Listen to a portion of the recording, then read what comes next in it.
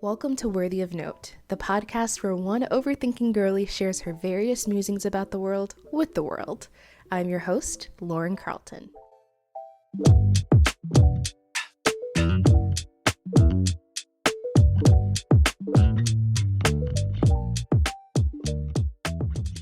Hello, everyone. Welcome to Worthy of Note. How's everybody doing today? All right, child. All right, here's the thing. I don't know where y'all live in the country or in the world, wherever you're listening from. Hey, international folks, I love to see it. All right, let me know where you're listening from. I would love to join you because America is.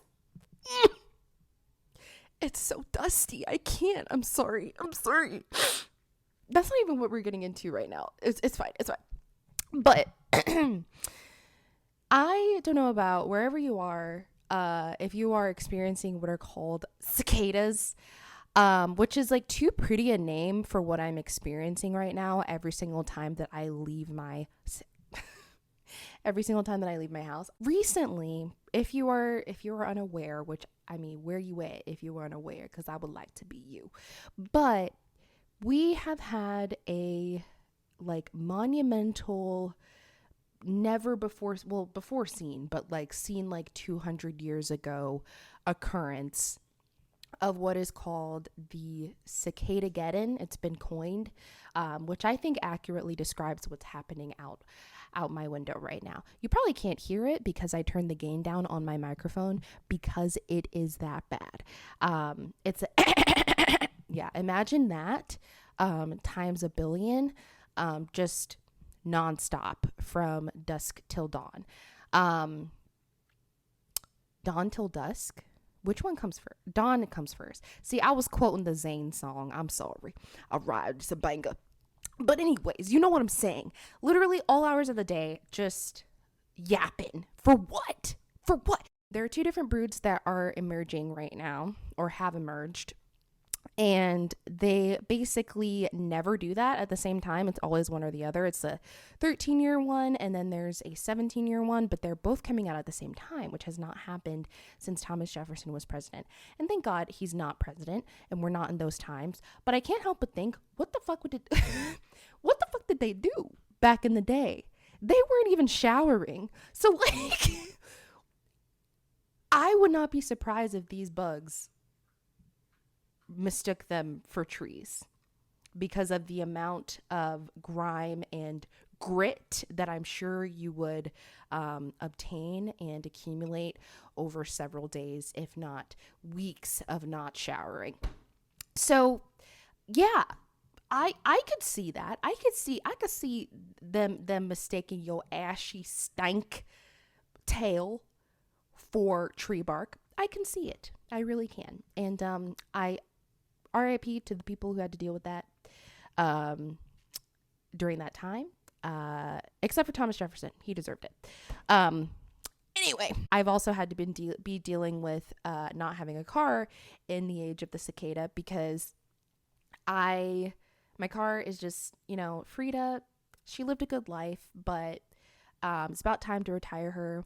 She needs repairs that are just far too expensive, and I always tell everybody to know their worth, and I think Frida needs to know her worth. She ain't worth it. I'm so sorry because she about to break down, and I'm not gonna have her soak up all this money and my love and then break down on me in 3 months again. Okay, so I've been getting rides and working from home, hybrid, which I've not been too much of a like. I don't know. I don't mind working from home necessarily, but I do think I'm a little bit more productive when I'm in the office. But I also think it's just because I've never worked from home before. I've never had a job where I can work from home before, so I think I'm just getting used to working from home. But once I kind of do, it's only been a couple weeks, so once I do get into that groove, I think it'll be better. But yeah, I've had to deal with not having a car in the age of cicadas. I can still use the car to go to get groceries in like very, very, very, very, very short distances, because there's an Aldi like up the street from me. But it'll overheat if it's on for too long. So, and too long is like 5 minutes. So Yeah. Anyway, and before anybody asks, yes, I've exhausted all of my resources. I've looked into a trade-in for a car. I've looked into leasing a car. I looked into selling the car, but none of those work, hunty. None of them work. None of those actually have any sort of good outcome for me, because you need to be able to, you need to have the car paid off in order to sell it. All right. And yeah, so you did hear that correctly. I will be paying for a car that I am not driving. It's fantastic. And insurance on a car that I'm not driving, which is even more grand. I love that for me. But it's fine. It's fine. I've pretty much accepted it, and I'm just going to try to pay off the car sooner rather than later. I have a bike now, which is nice. I'll be using that whenever I move to my place that's closer to campus, or closer to where I work. And yeah, that's what we're doing. So yeah, but dealing with the cicadas in that has been particularly difficult, because any sort of errand that I need to do, I have to do it way in the morning at the booty crack of dawn in order to beat the cicadas, because they don't usually come out until around 9 in the morning, or at least come out in a large amount, in droves. They literally just come up from the ground, make noise, and fuck, and then die. It's like, I don't what is your purpose? Why are you doing this? And why can't you fuck on the ground or like on a tree? There's no reason for you to be flying over people's heads. And they're so clumsy too. It's like, what the hell are you? Do you not know how to aim? Do you not see my big ass head in front of you and you can't dodge with your big ass wings and your loud ass wings? I found out a lot about cicadas lately. They do, the little sound that they make is with their wings. It's it's like with their stomach or their wings or something. Sick. Anyway, I don't know if you guys have been on the internet lately, but if you have, you have seen two different things go viral. One is going to be the Harrison Butker Chiefs kickers commencement speech. And girl, let me tell you, I watched the speech. I watched it in its entirety. And I will never get those 20 minutes back, which is really sad. I didn't watch it. I will say I didn't watch it like just straight by itself, on the like original channel. I actually watched it through one of my content creators that I follow. Her name's B. Haney. She is like a progressive Christian channel. She like reacts to a lot of conservative Christian content and fundamentalist content and critiques it from that lens. I think she's a really great creator. I highly recommend, if you're deconstructing, or if you are, someone who maybe is spiritual or still somewhere within Christianity, but not what comes to mind if, evangelical Christian is said. But I watched it through her reaction and agreed with pretty much all of her points, and also just was appalled at the fact that this man, who very much so has slid under the radar until now, because he gave this same speech. For those of you who don't know, spoiler alert, speech was hella misogynistic, hella sexist, very, very homophobic, and like, anti-pride, specifically anti-pride, and just regressive as shit, like so regressive. And it's like regressive to the point of like parody. Like, I thought this man was joking initially. I'm just sitting here thinking, if I was a woman, or if I was just anybody sitting in the audience and I just got my fucking degree, also after like not having a graduation ceremony in 2020, because that was the class he was talking to, if that was me, I'd get up and leave, and I'd ask them to send my diploma in the mail, which they were going to do anyway, because you don't actually get it on your graduation. People were very up in arms about it. People have been reacting to it. And I just want to say, men like Harrison Butker are why women will always choose the bear. Again, if you were not on the internet, there has been a viral trend. I don't want to say it's a trend, but it's essentially a discourse on a question that started off with, actually wasn't originally posed as a question. The original creator actually made a video explaining the origins of this. In a video, he said, you know, women will be 10 times more afraid of a man in a forest than they would of a bear. And that started like a discourse in the comments of that, and with people saying, well, I would rather be, in there with a bear, or I would rather be in there with a man, etc., etc. And then that spurred on the street interviews where this guy was going up to women and asking, if you were stranded in a forest, would you rather be stranded in a forest with a man or with a bear?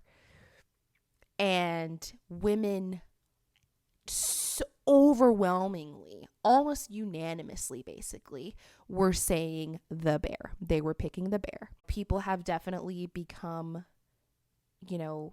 incensed.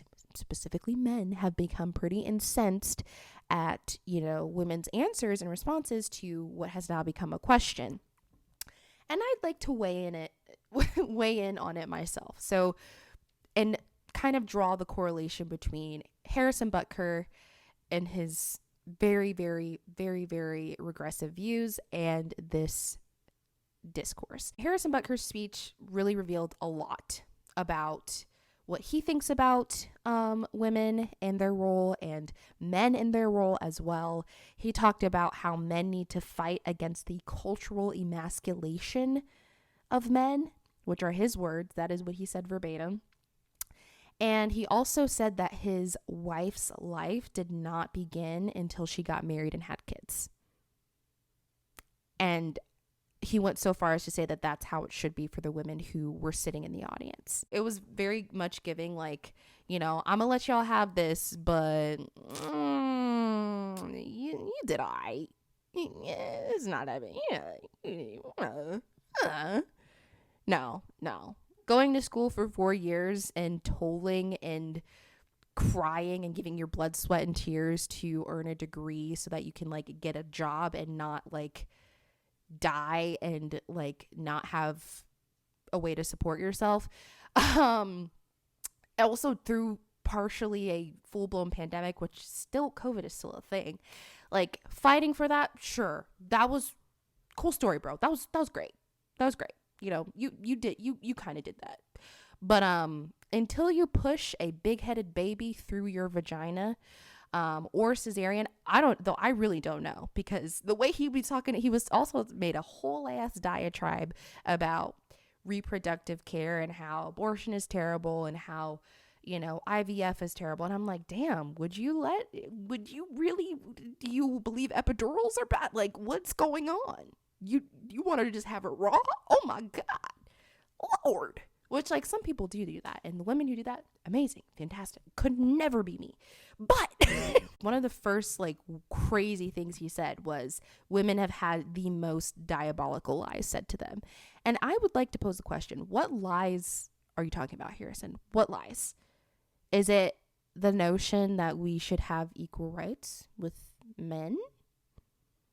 Is it the idea that we should be able to excel in spaces that men take up or were previously, or continue to be dominated by men? Is that the lie? Is wait, what? Okay, is a lie about sex? Is a lie that we, shouldn't be, or should be rather, allowed to have sex with like whoever we want as long as it's safe and consensual? Is that the lie? I feel like that's the lie. I don't know. I feel like I don't think that's the lie. I think he thinks that's the lie. And so he didn't say any of these explicitly, but I mean, a couple of them he basically did. It's basically like, yeah, girl, I know you got that, fine arts degree and you want to do graphic design, or I know you got that, engineering degree and you want to go be like a nuclear scientist, but really though, do you really want to do that? Do you really? And here's the thing. Several people after graduating, like, don't end up pursuing a career in the degree that they graduated with. Like, I'm a prime example of that. People have big grand plans to do what they want to do with their degree, and then they end up, not following that. That's totally fine. That is how life is, right? But on someone's day of, like, when they're about to walk across the stage, you should never sit there and say, like, oh, I know you're about to do this and you have really, really, like, big plans and you're super excited, but, like, maybe don't be. Maybe, like, don't pursue any of those dreams. Maybe, like, pursuing those dreams is, like, not as great as, like, just staying home and, like, not exploring those dreams. Which, here's the thing. I'm not trying to say, like, being a homemaker is not, desirable for some people, or it's not, but, like, again, you are at a college graduation. Why is this something that you're bringing up? It really made no sense to me. Not to mention the fact that some women may not be able to have children, so they really ain't shit then, I guess. According to Harry, according to him, you do not have a life if you are untethered to a man. That is the implication. Whether he made it consciously or not, I don't know. And I'm not being hyperbolic. I don't think that's too far of a stretch to make in making that conclusion. Because there are men online who will literally sit at their computer desk with a microphone from Temu and and I'm not lying. Temu sells everything, y'all. It's crazy. And spout these men will sit here and they'll just spout endless garbage and vitriol and nonsense against women who don't fit within that mold of the married trad wife woman, or if they're single, the sexless pure women.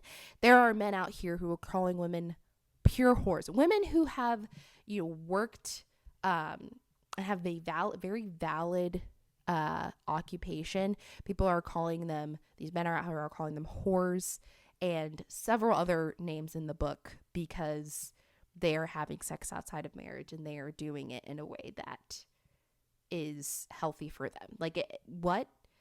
Yeah. So it's not hyperbolic for me to make those conclusions. Here's how we connect this with the bear. If men are being taught that all women should ultimately be homemakers, that should be their eventual end, basically, and childbearers, which, again, these two things are a huge deal in their own right, and quite honestly are some of the most impressive feats ever known to man. But these types of men are not going to think that. These types of men don't think that at all, which is a whole other conversation. Can you imagine pushing out a human out of your nether parts? I don't think you can. Okay, unless you have done it. If you have, oh my God, please, Nobel Prize, somebody, please. Like, what the hell? But no, seriously, like, I mean, these are huge things in their own right. And I really am I don't want to diminish women who do this, because women should have the right to be able to choose what they want to do with their life. Okay. But those two things, being a homemaker and being a childbearer and a mother, these types of men would think that that's not it's a noble, sort of pursuit and way of life, but it's easy. It's the weak responsibility. It's the weak role. You're supposed to be nurturing. You're not supposed to be threatening. You're not supposed to be none of that. Right. So if the men are holding this view of women, that this is all they are going to be, so which is their, very distorted, very, very, like, watered down version of what homemaking and childbearing is. If they're holding this, and they also have been told by Harrison Butker over here, the butt man. I'm sorry. Let me not make fun of this man's name. We can't use ad hominem when we're talking about people, because then our whole argument goes down the toilet. As does, the waste from the butt cur. Anyway, he talked about men needing to lean into their masculinity, and which is totally fine, but the type that he was talking about is very much the toxic masculinity. So if these men are being told this about women, and then they're being told this about themselves, that they need to be this raw macho masculine man, do you really think that they would not view a random woman in the forest with no witnesses, so just them two, as a prime opportunity to exercise their power over her in any way, shape, or form? Which I'm sure you can guess a lot of the many different ways that men could do that. Do you really think that he would not do that when men are responsible for 79% of all violent crime? And 95% of domestic violence. Do you really think that a random man would not take that chance? Okay. All right. I'll let you think on that. With that in mind, men. I don't really know how many men listen to this. I don't even know how many. I think there's, according to Spotify for podcasters, I only have about 10 people listen to this. Thank you very much. Thank you kindly. That is 1/10 of 100. So that's very exciting. But if there are any men in there, all right, and I'm assuming the men who listen to this podcast are definitely in agreement with and understand why women say the bear. But if you don't, I'm going to pose the question to you. Would you rather be stuck in the forest with a man, or would you take the chances with the bear? Because with everything that I laid out today, just now, and as a primary source of the kind of treatment that some men enact on women, I know what I'm choosing. I know what I'm choosing every single time. So, anyway, on a lighter note, I do have a Am I the Asshole, which is a little bit lighter, I think, just because we did talk about, I know I was very cheeky and like kind of had some levity when talking about the whole situation with Harrison and the man or the bear. But those were very, very real statistics and very, very real feelings. There are far too many Andrew Tates, Sneekos, just really so many other big names. I mean, those are the two ones that I can think of right now that are very prominent, like prevalent on the internet at least. But there are far too many men who hold these views, these very, very harmful views, and are spreading them to real, actual other men in the world. And it's very disheartening. It's sad.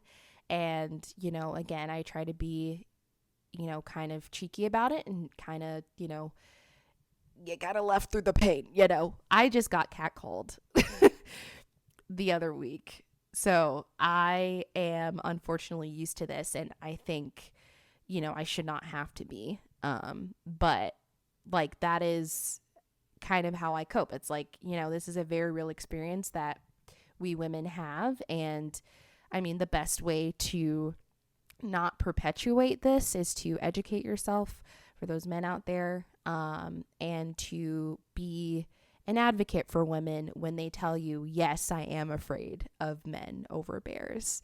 So sorry, but not really.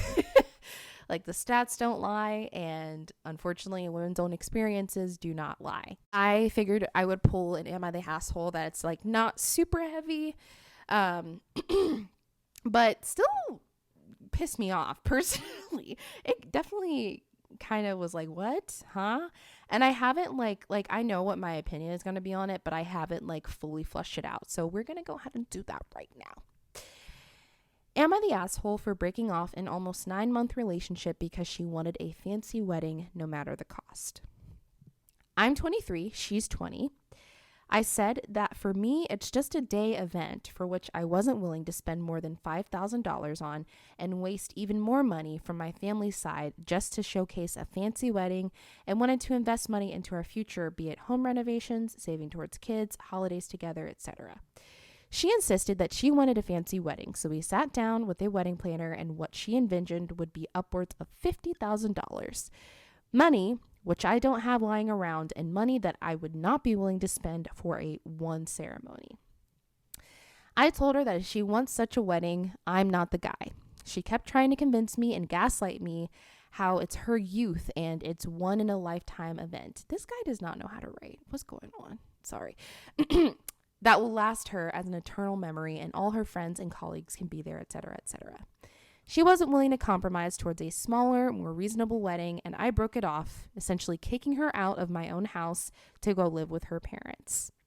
A few days later, she kept calling me to reconsider, and I said, "You had plenty of chances. I'm not doing this again." Her parents are trying to convince me to patch this up, but I refuse to bend and, quite frankly, deem it as a massive red flag that could potentially ruin my life in the long run. I'd rather find a girl that wants something similar and places more importance on our future together than some meaningless wedding celebration. Everyone tells me how I'm a dickhead and so hard-headed in my circles, but I think I made a hard but right decision since I'm still young and capable. This isn't it. Am I the asshole? Okay, just to start off, all right, I do think that weddings are exorbitantly expensive. I stress out and start sweating, quite frankly, from all of my orifices whenever I think of having to plan a wedding, let alone be at a wedding, be the center of attention. I do think people put a lot of pressure on couples to have this big grand ceremony, but I personally, I don't think it would be it for me. You know, just from my personal perspective, I know that, I mean, it's totally fine to have a huge, beautiful wedding, but I also think smaller ceremonies can also be just as beautiful.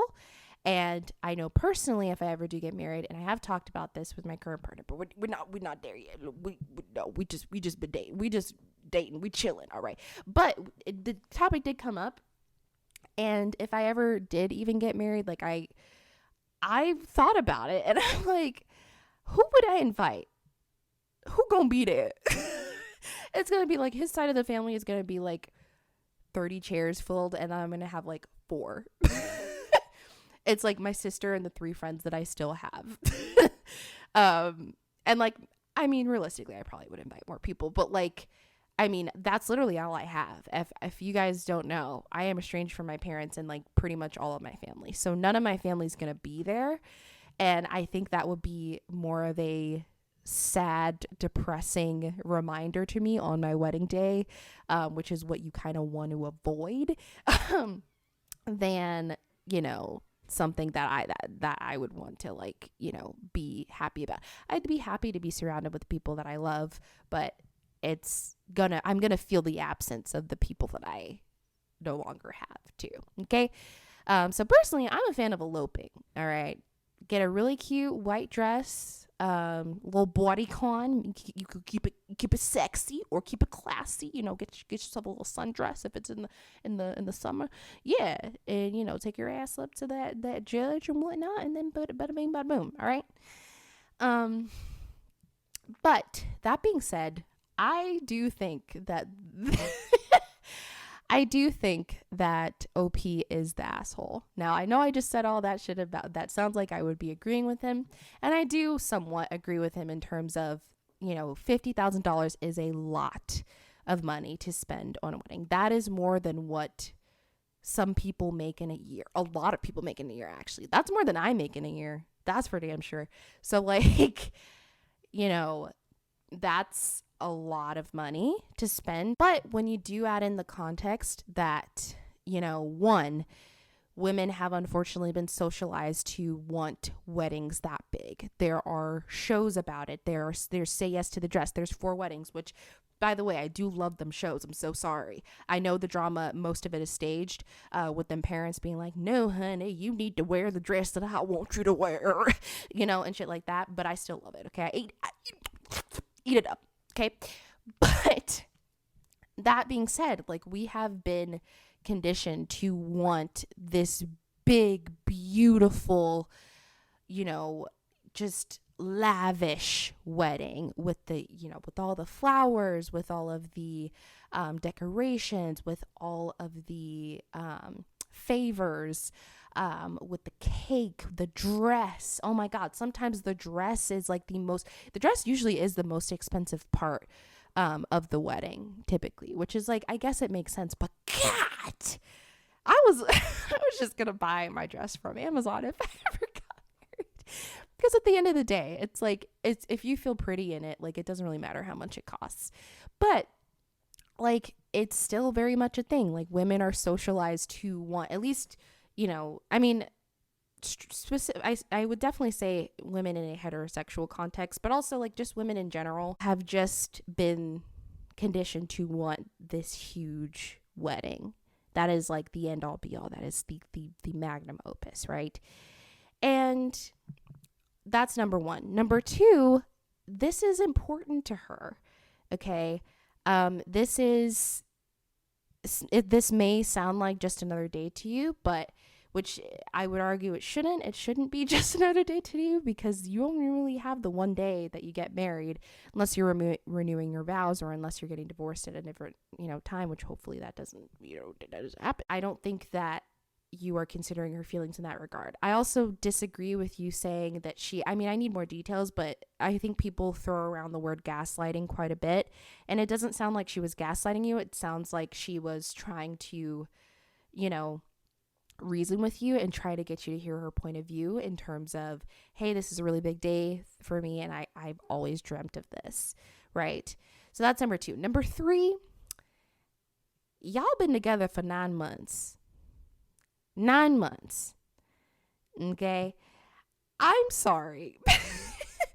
But I don't really get why you guys went to a wedding planner and divvied out all of the, expenses, all of that at this point in your relationship. A lot of people do like to plan ahead, and they're like, if I really love this person, or I'm really enjoying how things are going with this person, I want to start like asking them those big questions and things of that nature. You've been dating for 9 months. I'm sorry. And I don't want to disparage that. That's longer than I've ever dated anyone ever.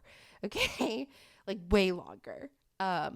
But that being said, like, this is a very, very early time to be thinking about, and again, going to a wedding planner and investing in the time to go and do that, which also, honestly, prices are going to change by the time you decide to get married. Unless, even if you guys were to get married in like a year, like, things are going to be different. She might actually, when it comes down to deciding, like, when she starts planning everything, she's like, damn, this shit is expensive. Maybe I don't want this much, So there's so many different factors that can shift and change as the relationship goes along, but you haven't really given it the time to breathe. And I think breaking up with her immediately is a little bit wild. That's a little crazy, in my opinion. That's a little unhinged, because you are entitled to, devote your time and invest as much time as you want into a person, based on, what you think will happen in the future. But I don't think that this would be something that you guys couldn't come back from.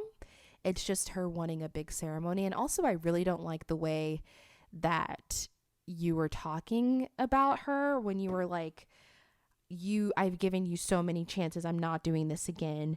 Like, I don't want this, blah, blah, blah, blah, blah. Like, kicking her out, all of that. Like, I think that's a bit much.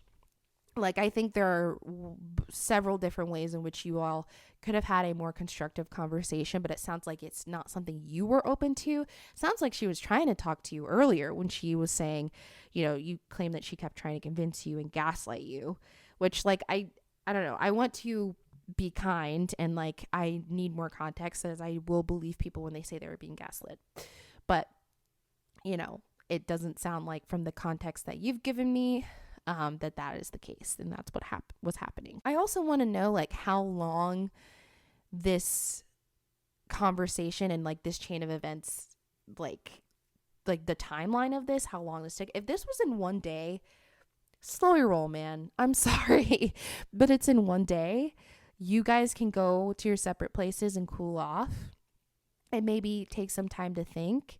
You know, it's very difficult when someone is met with, you know, opposition to something that they've really wanted their entire life, which it sounds like she has wanted this.